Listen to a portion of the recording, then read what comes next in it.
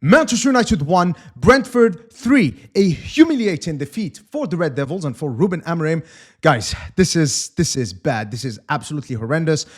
Stick until the end of the video because in this video, I am not going to be holding any punches when talking about Ruben Amorim. Without further ado, let's analyze. All right, let's get started with this tactical analysis video and let's get started with the board. And of course, everything I'm going to show you on this tactical board, I'm going to back it up with video evidence from the game. Now, in order for us to truly understand just how humiliating this defeat was for Ruben Amorim on a personal level, we have to look at what Brentford did tactically, because what they did was absolutely astonishing. So both teams lined up in these formations respectively, a 3-4-2-1 for Ruben Amorim and a 4-3-3 for Brentford.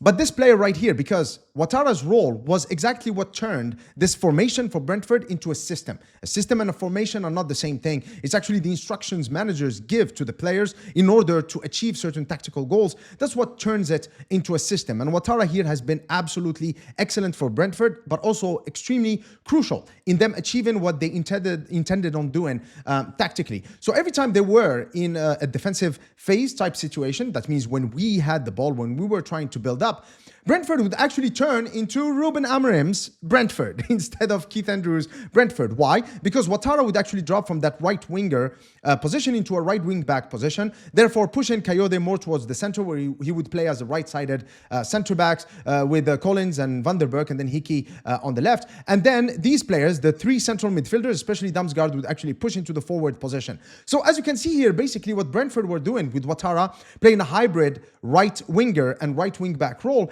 they were actually able to just mirror Ruben Amorim's shape at Manchester United. What this meant was that Brentford, with one tweak, could actually go man-to-man against Manchester United, therefore restricting the space that these players had in the build-up, and also ensuring that they always had one player who could go man-to-man with any of the Manchester United forwards, in this case, Coyote on Cunha. And this is just absolute genius from Brentford, and also it shows how one tactical tweak turns the formation into a system.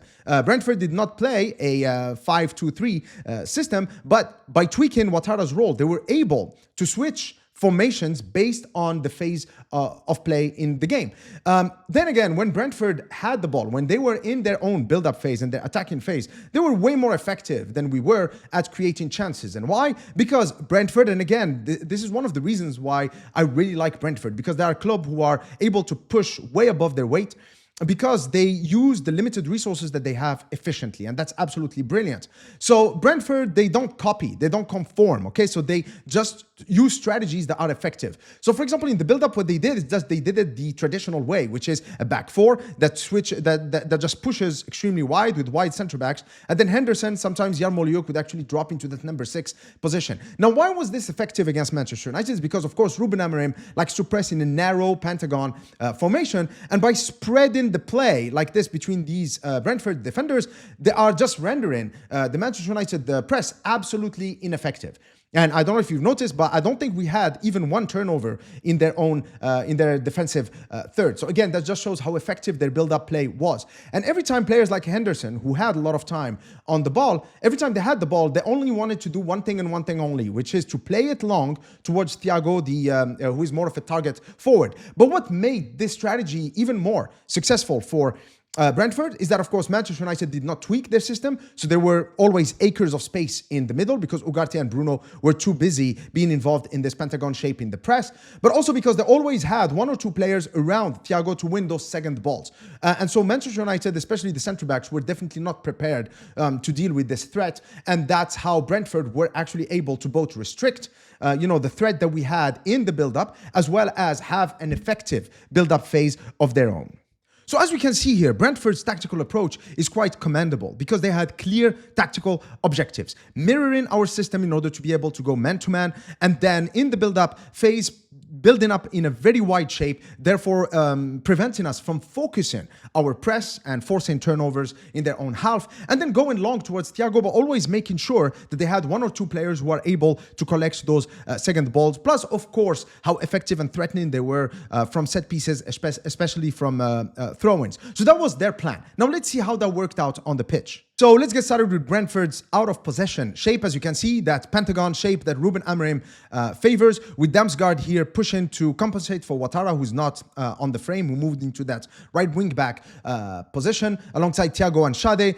So as you can see, this literally just mirrors what Ruben Amorim wants to do. And as you can see, the reason why Brentford did this is that it allows them to go man to man. So not only does it restrict the space that the build-up players have, but also it means that the forward players are marked man to man. And here is Ouattara on Dorgu, and they're able to recover the ball. Here, as you can see, Ouattara right here, as the Manchester United players start getting ready to reorganize themselves, look at Ouattara. He just sprints back into possession. And as you can see here, Brentford organize themselves again in that pentagon shape. You see how crowded it is in the middle. And here, as you can see, Coyote, who is the right back, now because he moved into a right-sided centre-back position, he is man-marking Cunha. He's quite tight on him. And then here, Collins with Sesko. So in effect, what Brentford were able to do is that they literally played the Ruben Amorim system better than a Ruben Amorim team.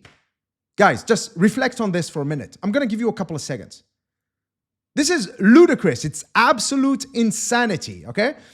And then now this is, of course, in the build-up. So as you can see here, there is a defender here, Collins, who you cannot see on the frame. So this is actually a back four with Yarmolyuk here dropping deep. And as you can see here, because of the wide shape of the Brentford players in the build-up, this pentagon shape right here is absolutely useless. As you can see, Cunha, Ugarte, Bruno Fernandes especially, and Cunha, what objective do they serve right here?